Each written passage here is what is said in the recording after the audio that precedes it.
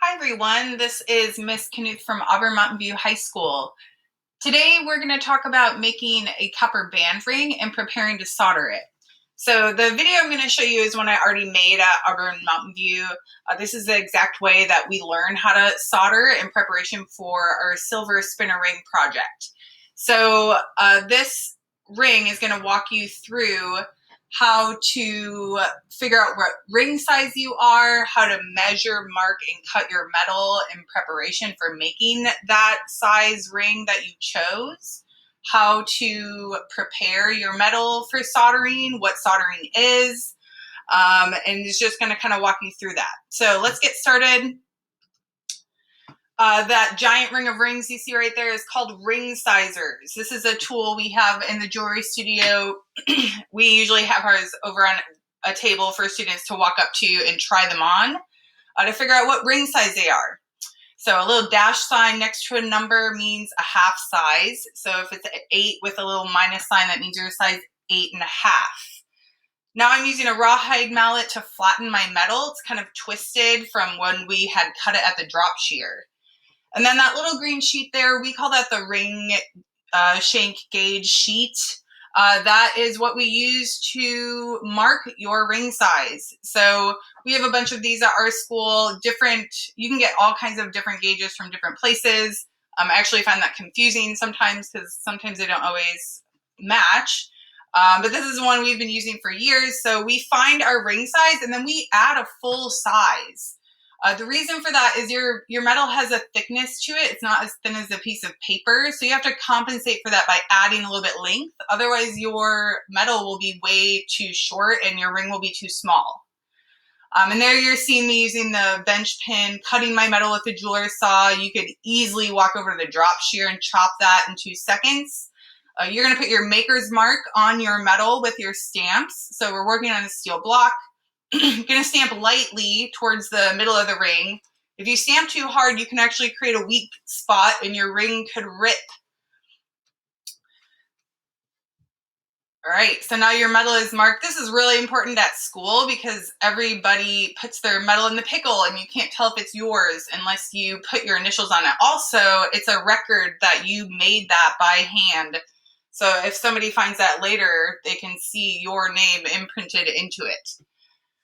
Here you're seeing me file the ends of the metal. Those 2 ends will wrap around and form a circle and become a ring later on. So right now I'm filing them very flat because I need those 2 ends to meet end to end before I solder them together. Now that metal coming end to end is called a butt joint. If we were at school right now, a lot of you would be laughing and giggling because yes, it's funny. It's actually called a butt joint in the jewelry industry when metal meets end to end. This is a cool trick. I get the metal started, and those special pliers you saw are called ring bending pliers. And then I hit it with a rawhide mallet. It's a really cool trick I learned, and it works really great if you bring the hammer down correctly and evenly on those 2 ends of the metal. And then I'm using a combination of my hands, those ring bending pliers, which are flat on one side, rounded on the other, and then the rawhide mallet. Here I'm doing something called spring loading. So I'm pushing the 2 ends of metal past each other. And the reason I'm doing that is because I'm adding tension to the metal so that the 2 ends will want to snap together and stay together. Solder does not want to fill gaps. So it's very important that those 2 ends come together. We call it a light tight fit. We hold the ring up to the light in the classroom and we see if there's light coming through that seam. So if there is any light coming through, our rule is always little to no light. So if you do see light, which a lot of us do, you do this saw through method. So notice I'm back at my bench pin. I'm using my jeweler's saw. Now the trick here is to saw straight right through that seam. And you really got to be careful how you set up. I'm using that V part of the bench pin. My fingers aren't in the way, so I won't cut them. And then I also set it up so I cut into the wood after it broke it through the seam. Then re-spring load it, check for the light again. Hold it up to the light, see if there's any light coming through. Some of you may need to do the saw through method 3, 4, 5 times because it is a skill that you have to practice, but it is a great trick. Okay, I am moving on to part 2. So after your ring is prepped like that, let's see here. After your ring is prepped, there's no light coming through. It's very level. You're going to actually go drop that into the pickle pot. Remember, the pickle is an acid that will clean the metal. It has sodium bisulfate in it. Leave it in the pickle for 5 to 10 minutes to let it get clean. Put it in the baking soda bath to rinse it under water, and then walk it on over to one of the torch stations. We have 2 types of torch stations. One is acetylene and oxygen, but it comes from the atmosphere, so it's an atmospheric torch. The other ones we have at Auburn Mountain View are natural gas and oxygen, and I believe Auburn High has both of those things too. So here I am setting up at the station. Notice my ring is the shape of a D. We want the 2 ends coming together in a flat plane. It actually looks like a D if you turn your head to the side. And grabbing onto it with those steel tweezers, together with the stand, is called a third hand. Notice the seam is on the opposite end of the tweezers where I'm grabbing it.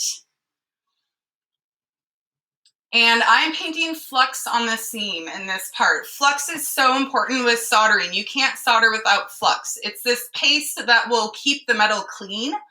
So its job is to keep the metal clean and help the solder flow.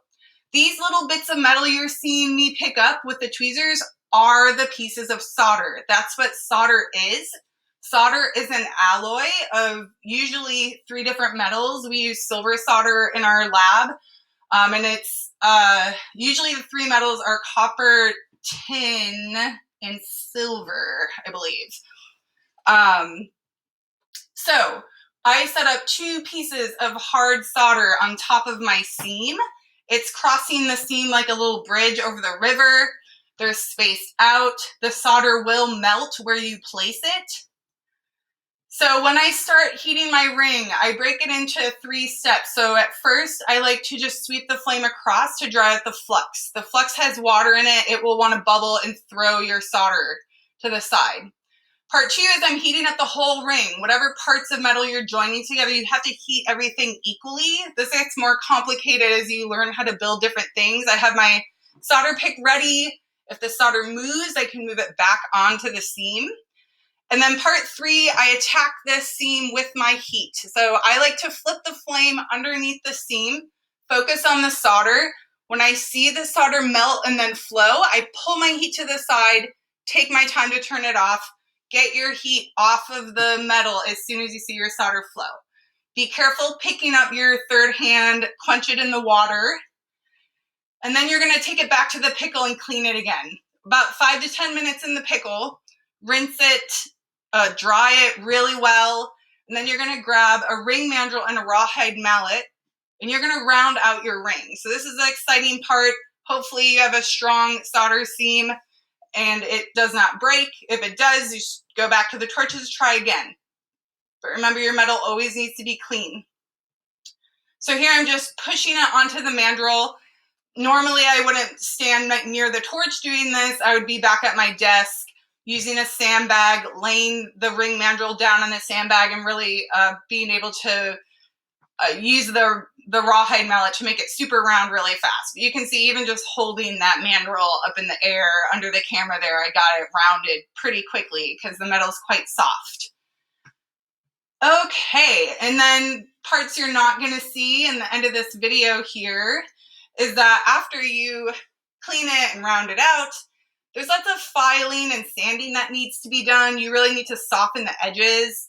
You need to get rid of any extra solder spill. Your solder seam should exist only as a very thin little line.